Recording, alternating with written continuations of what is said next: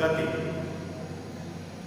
મિત્રો last time આપણે જ્યારે મળ્યા હતા ત્યારે આપણે સ્ટોપિંગ ડિસ્ટન્સ અને એનવી સેકન્ડ દરમિયાન જે સમય લાગે છે એનું સૂત્ર આપણે મેળવ્યું. આજે બે નવા એક ઇમ્પોર્ટન્ટ કોન્સેપ્ટ આપણે જોવાના છે. મિત્રો આપણે દરેક વખતે જોયું કે અત્યાર સુધી જ્યારે પણ જોયું છે તેમાં એવું જોયું છે કે સુરેખ ગતિ થતી હોય છે. સુરેખ ગતિ એટલે કેવી? સીધી ગતિ. સમજો કે કોઈ બસ છે અહીંથી 5 મિનિટમાં ત્યાં સુધી ગઈ, બાકીની 10 મિનિટમાં આટલી ઝડપ હતી. આ રીતે આપણે બધા ઉદાહરણ જોયા, બરાબર છે. તો જેટલા પણ એક્ઝામ્પલ આપણે જોયા, જે કંઈ પણ ઉદાહરણ આપણે જોયા, એ બધા સુરેખ પથ માટેના જોયા, સીધી રેખા. ટૂંકમાં હું એવું કહું કે આપણે જે કંઈ પણ ઉદાહરણ જોયા છે આ બધા જ આપણે x અક્ષને રિલેટેડ જોયા છે કે બધા જ પદાર્થની ગતિ x અક્ષ પર થતી હતી. પણ મિત્રો થોડુંક વિચારો કે જો આ ગતિ x અક્ષની જગ્યાએ y અક્ષ પર થાય તો મારા સમીકરણમાં શું ચેન્જ લાગે? આપણે આગળ જોયા નિયમિત ગતિના સમીકરણ, પ્રયોગી ગતિના સમીકરણ, આ આપણે જોયા છે. 4 સમીકરણ હતા. એ બધી ગતિ આપણી x અક્ષ પર થતી હતી. પણ હવે એવું સમજો કે એ ગતિ x અક્ષની જગ્યાએ y અક્ષ પર થાય છે તો શું થાય? જો ગતિ જો y અક્ષ પર થાય તો કંઈક નવો કોન્સેપ્ટ તમારા ધ્યાનમાં આવવો જોઈએ. શું થાય? સમજો કે વિચારો કે મારા હાથમાં એક દડો છે, ત્યારે એ દડાને હવે હું સીધો ફેંકું છું. જો ફરી કહું છું, આમ ત્રાસો પણ ફેંકતો નથી કે કંઈક ખૂણો બનાવે એ રીતે પણ ફેંકતો નથી. કઈ રીતે ફેંકું છું? દડો સીધો ગતિ કરે છે, સીધી રેખામાં ગતિ કરે એ રીતે એને હું ફેંકું છું. જો દડાને હું સીધો આ રીતે ઉપર ફેંકીશ તો દડો ધીરે ધીરે ધીરે ઉપર જશે. ઉપર જઈને કોઈક જગ્યાએ ક્ષણ પૂરતો સ્થિર થશે. ક્ષણ પૂરતો સ્થિર થયા પછી ધીરે ધીરે દડો નીચે આવવાનો. હવે આ બંને કિસ્સામાં થોડું વિચારો. દડો જ્યારે ઉપર જશે એ વખતે એને વેગમાં શું ફેરફાર થશે?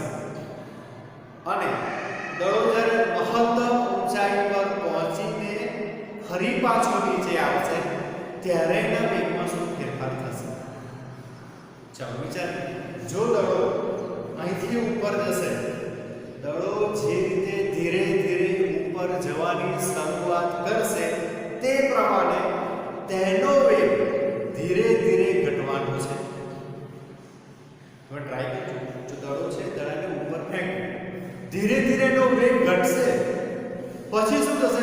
પછી અમુક ઊંચાઈ પર જશે, ત્યાંથી પાછો નીચે આવશે. તો જે મહત્તમ ઊંચાઈ પર જશે, જ્યાંથી એ પાછો ફરે છે, ત્યાં ક્ષણ પૂરતો સ્થિર થશે. ક્ષણ પૂરતો સ્થિર થશે માટે તેનો વેગ તે જગ્યા ઉપર 0 થશે. સમજાય છે? ઓકે. 0 થયો. 0 થયા પછી દડો ધીરે ધીરે નીચે આવવાની શરૂઆત કરશે. હવે દડો નીચે આવશે ને તો ધીરે ધીરે વેગમાં વધારો થશે. તમે જો બે પોઈન્ટ જુઓ, દડાને જ્યારે ઉપર ફેંકીએ છીએ ત્યારે એના વેગની અંદર ઘટાડો થાય છે, અને દડો જ્યારે નીચે આવે છે ત્યારે એના વેગમાં વધારો થાય છે. આ થવાનું કારણ શું થાય છે એના પર કે જેથી કરીને એનો વેગ વધે છે અથવા વેગ એનો ઘટે છે? કોઈક ફેક્ટર, કોઈક પરિબળ એના માટે જવાબદાર છે કે જે વેગમાં વધારો કરે છે અથવા વેગમાં ઘટાડો કરે છે.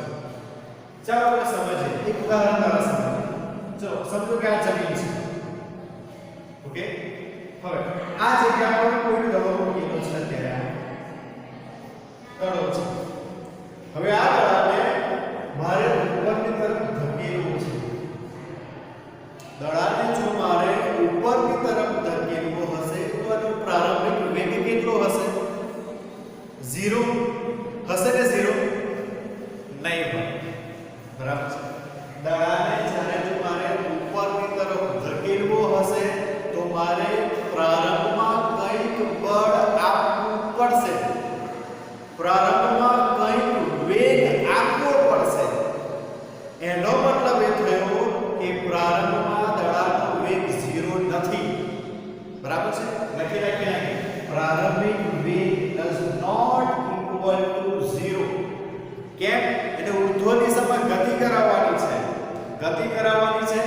એને મારે વેગ આપવાનો છે.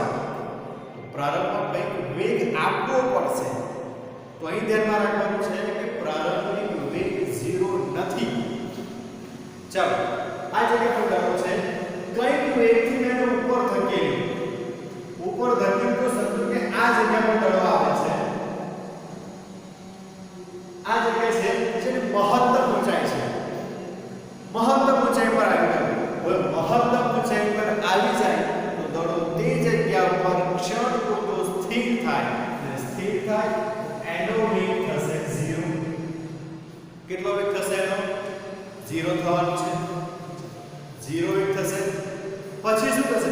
પછી દડો આ રીતે પાછો નીચેની તરફ ગતિ કરશે. બરાબર છે? ઓકે, આપણે બે વસ્તુ જોઈશું. દડો જ્યારે નીચેથી ઉપર તરફ જાય છે ત્યારે તેનો જે વેગ છે સતત ઘટતો વેગ છે. જો મિત્રો વેગમાં ફેરફાર થયો, વેગમાં ફેરફાર થાય તો એને શું કહેવાય?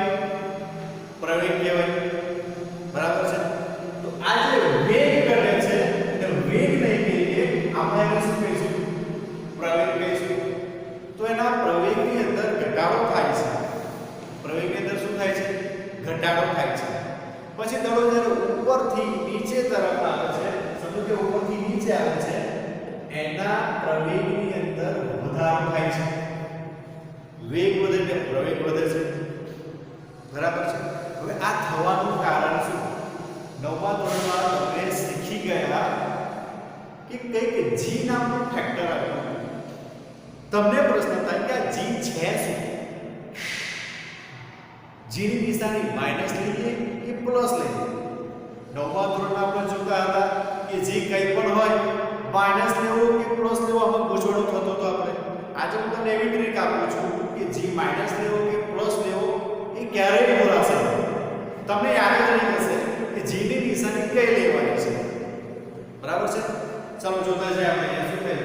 અહીંયા પ્રવેગ ઘટે છે, અહીંયા પ્રવેગ વધે છે. ઓકે, દડો ઉપરથી નીચે તરફ આવે છે. એનું કારણ શું?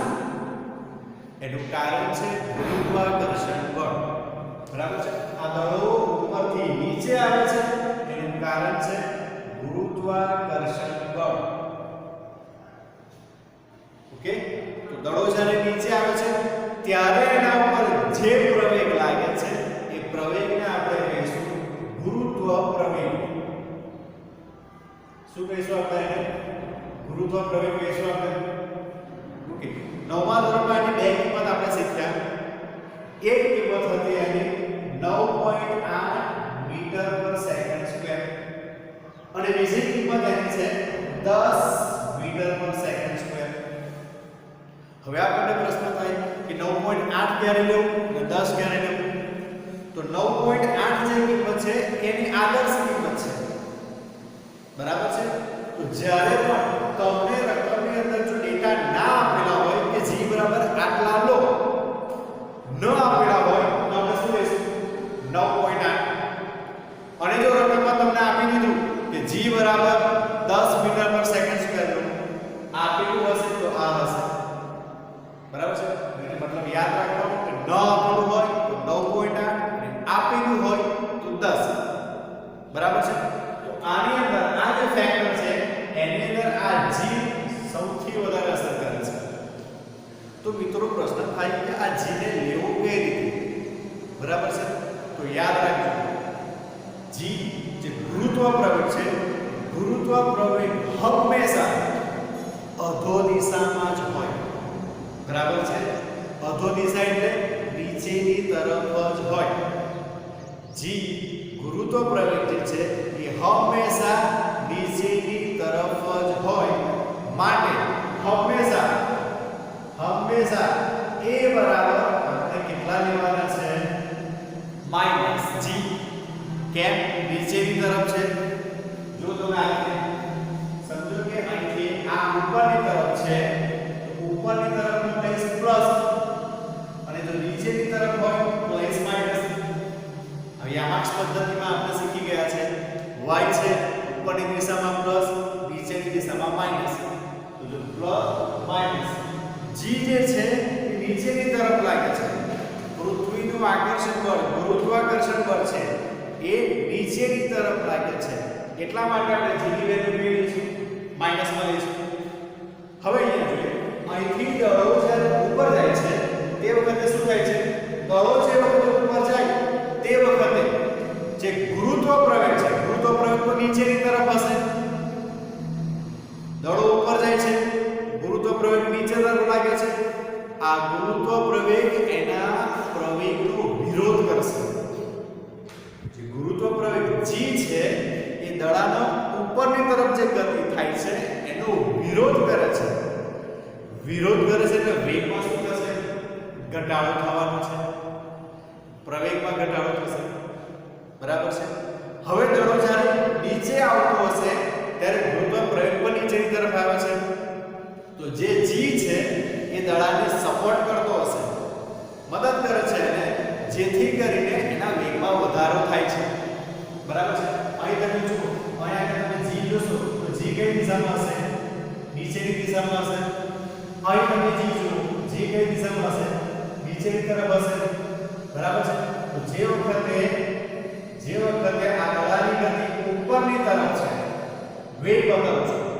એ વખતે g નીચેની તરફ છે તો ગતિનો વિરોધ થયો તો વેગમાં ઘટાડો થયો જે વખતે દડાનો વેગ નીચેની તરફ છે એ વખતે g પણ નીચેની તરફ છે સપોર્ટ કરે છે વેગમાં વધારો થશે બરાબર છે તો વેગમાં ફેરફાર થાય છે એટલે આપણે લખીશું પ્રવેગ એ પ્રવેગને કહીશું -g હવે તમને પ્રશ્ન થાય કે g માઈનસ લેવો કે પ્લસ લેવો તો અહીં જુઓ અહીં આપણે જ્યારે ઉપરની તરફ જઈએ છીએ ત્યારે g કઈ દિશામાં લાગે છે નીચેની તરફ બરાબર છે તો -g લખીશું ત્યાં આગળ સમજાય છે ત્યાં આગળ શું લખીશું -g ઓકે જ્યારે દડો નીચેની તરફ આવે છે ત્યારે પણ g નીચેની તરફ જ લાગે છે તો g બંને કિસ્સામાં g નીચેની તરફ જ લાગે છે માટે હવે યાદ રાખો હંમેશા જ્યારે પણ કોઈ પણ એક્ઝામ્પલ હોય ત્યારે તમારે ગુરુત્વ પ્રવેગની કિંમત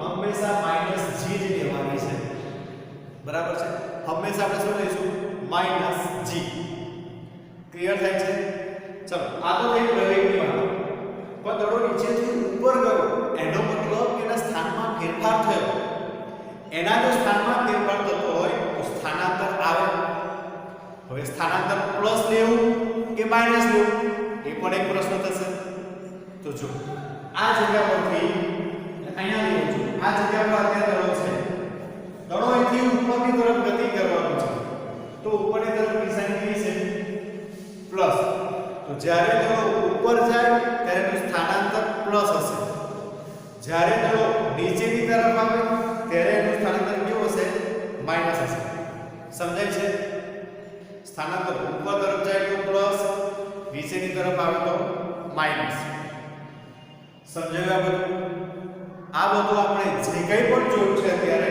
એ બધું અત્યારે ગુરુત્વ પ્રવેગનું બેઝિક છે ઊર્ધ્વ ગતિ માટે થઈને એનું બેઝિક છે ઓકે તો ચાલો નવા ટોપિક પર આપણે જઈએ ચલો જો એક વખત જો હોય તો સ્ક્રીનશોટ પાડી દો પછી આપણે આગળ વધીએ ઓકે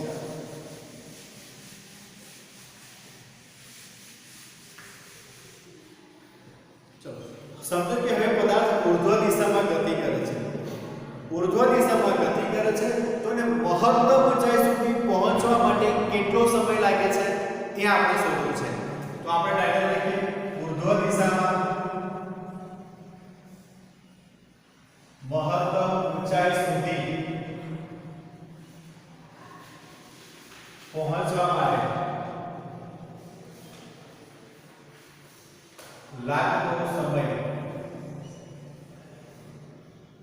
ઓકે સમય શોધવાનો છે ધેટ મીન્સ કે આપણે t શોધવાના છે બરાબર છે શું શોધવાના છે આપણે t શોધવાના છે ફરી પાછા એક ફિગર પર જઈએ આપણે ઓકે એક દડો છે આ જમીન ઉપર અત્યારે મૂકેલો છે એને આપણે અત્યારે ઉપરની તરફ ગતિ કરાવીએ છીએ ઉપરની તરફ ગતિ કરાવશું તો પ્રારંભિક કેવો હશે 0 નથી યાદ રાખજો ઓકે મહત્તમ ઊંચાઈ સુધી પહોંચે છે આ જગ્યા પર મહત્તમ ઊંચાઈ સુધી પહોંચે છે પણ મહત્તમ ઊંચાઈ પર પહોંચે તો વેગ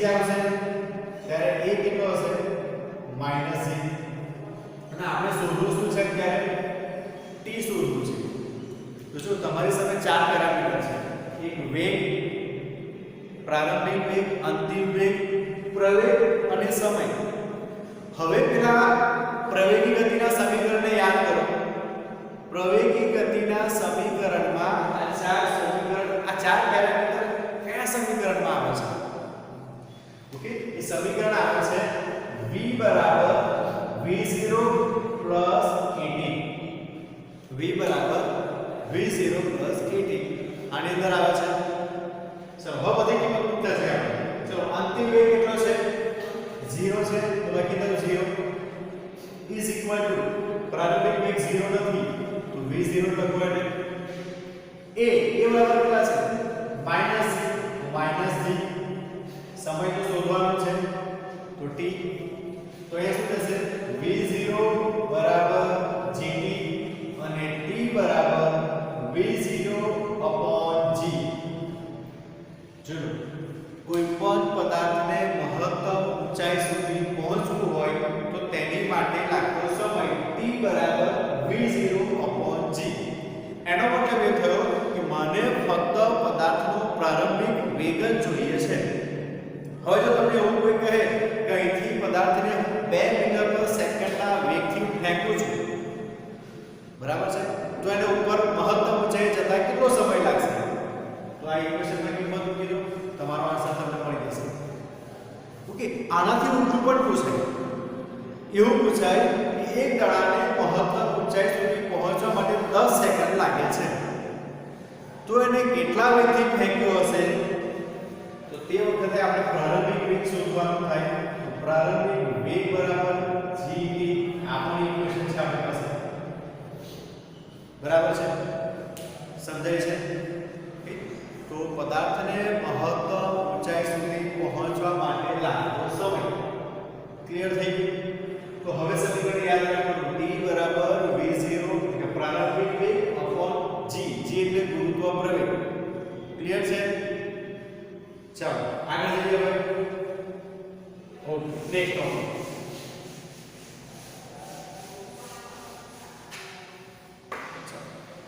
હવે કે સમજો કે કોઈ પદાર્થ ઊર્ધ્વ દિશામાં કેટલી મહત્તમ ઊંચાઈ પ્રાપ્ત કરે છે એ મારે જાણવું છે ઓકે તો ટોપિક આપણો શું થશે ઊર્ધ્વ દિશામાં મહત્તમ ઊંચાઈ એનો મતલબ કે આપણે શોધવાનું છે h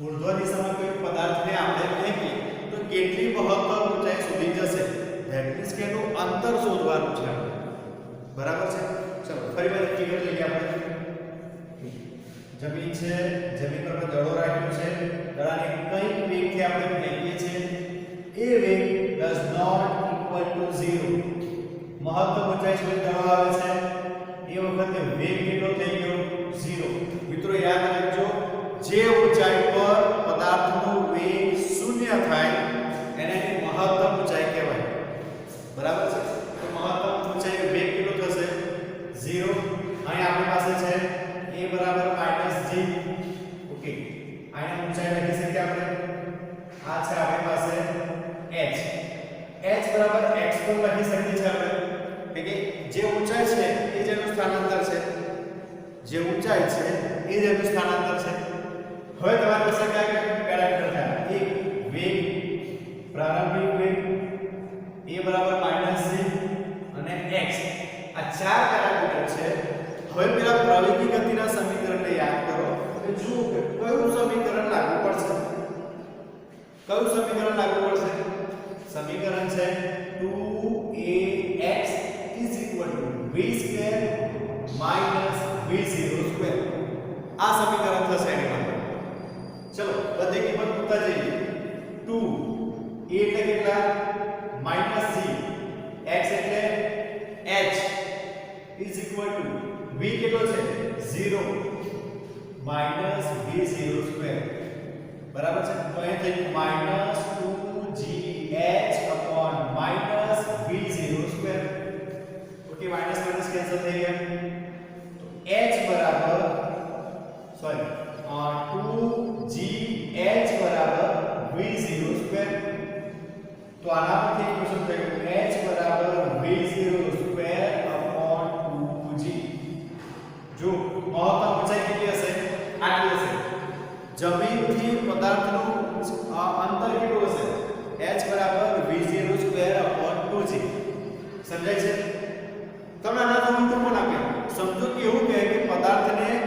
જમીનથી મહત્તમ ઊંચાઈ બરાબર જેટલું સ્થાનાંતર 10 મીટર જેટલું છે તો તેને કેટલા વ્યક્તિ ફેંકી આપણે તે વખતે તમારે શોધવાનું થાય v0 સ્ક્વેર = 2gh ઠીક તો v0 બરાબર વર્ગમૂળમાં 2gh આ સમીકરણ થશે આપણી પાસે બરાબર છે તો આનો પ્રારંભિક વેગ કેટલો હશે √2gh ઠીક તો જો આપણે બે ઇક્વેશન જોયા પહેલું ઇક્વેશન પદાર્થને મહત્તમ ઊંચાઈ સુધી પહોંચવા માટે લાગતો સમય અને બીજું સમીકરણ કે ઉર્ધ્વ દિશામાં મહત્તમ ઊંચાઈ કેટલી હશે તે આ બંને સમીકરણ તમારી માટે બહુ જ ઇમ્પોર્ટન્ટ છે મિત્રો અત્યારે જે કંઈ પણ ટોપિક આપણે ડિસ્કસ કરીએ છીએ એ બધા જ ટોપિક ચેપ્ટર નંબર 3 અને 4 આ બંનેમાં કામ લાગવાના છે ઓકે તો ધ્યાનથી સમજી લઈએ કોઈ પણ જગ્યાએ કન્ફ્યુઝન થાય એની ટાઈમ WhatsApp પર મેસેજ કરી શકો છો કોમેન્ટ કરી શકો છો બરાબર છે તો જો આ ટોપિક સમજાઈ ગયો તમને તો આજના દિવસનું તો આપણે આટલું રાખીએ છીએ આશા રાખું છું તમને ઉર્ધ્વ દિશા સમજાઈ ગઈ હશે g માઈનસ લેવો કે પ્લસ લેવો એનો કન્ફ્યુઝન નહીં હશે હંમેશા તમારે આ નીચેની બંધ જ કરવાનું a બરાબર -g લખી જ દેવાનું ક્યારેય ખોટું નહીં પડે બરાબર છે ગુરુત્વ પ્રવેગને હંમેશા માઈનસ જ લખી દેવાનું ઓકે તો એ સમજાઈ ગયું બે સમીકરણ તમને સમજાઈ ગયા છે નવા લેક્ચરમાં જ્યારે મળીશું તે વખતે મુક્ત પતન વિશે અભ્યાસ કરીશું આપણે કે પદાર્થની ગતિનો મુક્ત પતન એટલે શું બરાબર છે અને એની માટેના જે સમીકરણ છે એ આપણે મેળવવાના છે ફરી કહું છું બહુ જ ઇમ્પોર્ટન્ટ ટોપિક છે પ્રકરણ નંબર 3 અને 4 આ બંનેમાં કામ લાગવાના છે ઓકે તો મળીએ નેક્સ્ટ લેક્ચરમાં અત્યારે આપણે આટલું જ રાખીશું નમસ્કાર